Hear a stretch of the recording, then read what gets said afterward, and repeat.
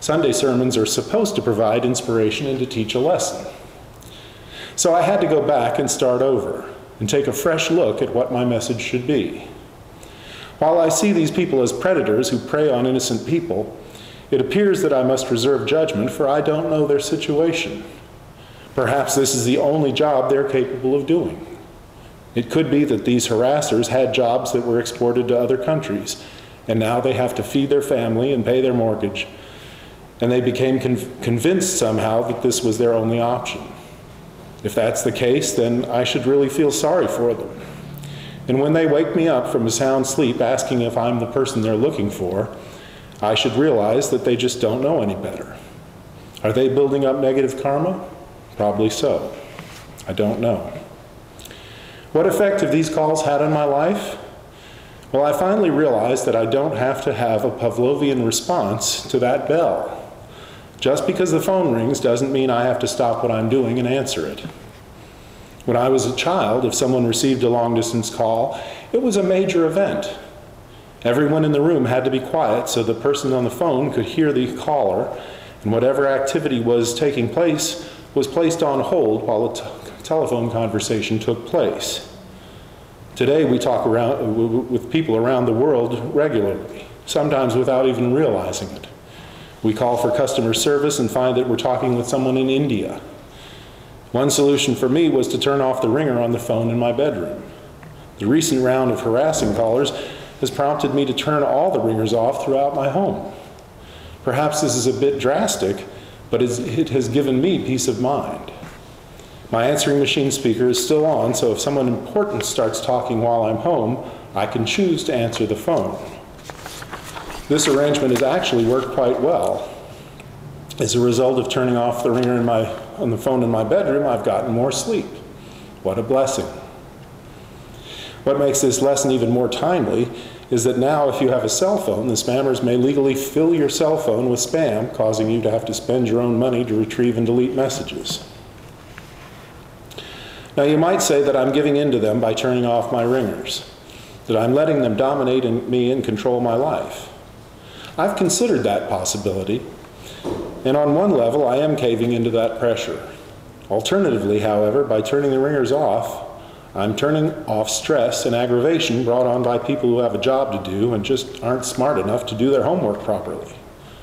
When I look at the picture from that perspective, I realize that I'm taking action in one way to preserve my personal universe.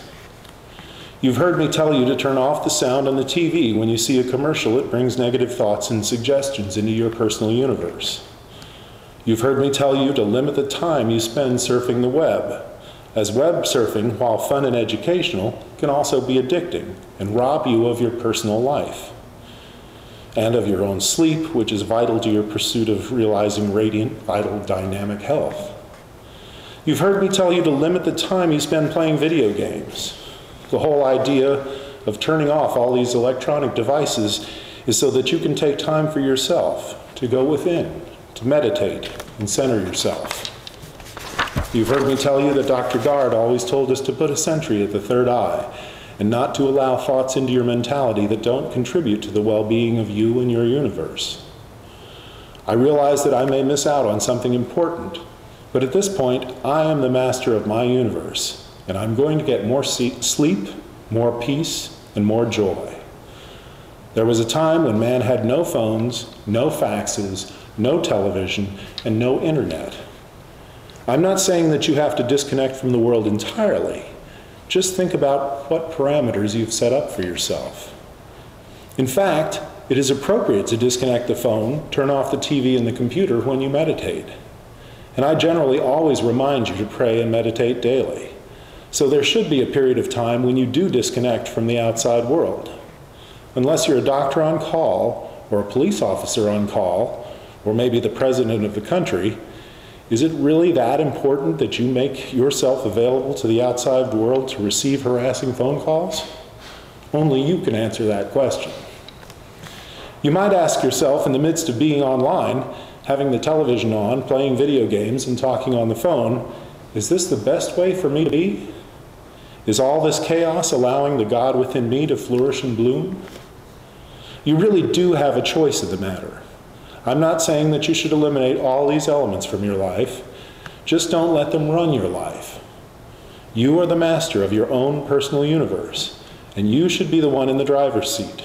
It's up to you to take a look at all the outside factors in your life. Also remember that when God gives you lemons, make lemonade. John Lennon wrote the song Instant Karma in 1970. Apparently he was trying to understand how his karma affected his life and success. And of course, the ultimate message this morning is the same one from 2 weeks ago. Don't do or say anything you don't want to hear about on YouTube. As we heard in this morning's scripture, Paul says that what you sow, you reap. If you steal, say, $10 from someone else, in an apparently totally unrelated situation or event, will steal $100 from you. You may pay for that $10 10 or 100 times over. I wonder what sort of karma those telephone harassers are creating for themselves. I imagine that if you harass other people for a living, you will be harassed on a much grander scale than what you did to others. So that's another reason to pay attention to how you treat others and to treat others the way you'd like to be treated. As usual, I want to remind you to pray and meditate daily, and maybe sometime this week, just take a moment to see what outside influences affect your personal universe. If they're more intrusive than you'd like them to be, maybe you need to take some drastic action. I'm not saying you have to turn off all the ringers on your phones, but take a look at how you respond to that ringing box. And don't be a slave to your phones, any of them, wired or wireless. Remember, those clever devices are there to serve you. You're not their slave. Don't succumb to that temptation. In addition, this morning, I'm suggesting that you take a look at your behavior and consider the karma you are creating for yourself. In our metaphysical lessons, we learn to realize health by building thought forms of radiant, vital, dynamic health.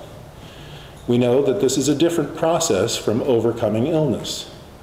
The same is true about realizing abundance.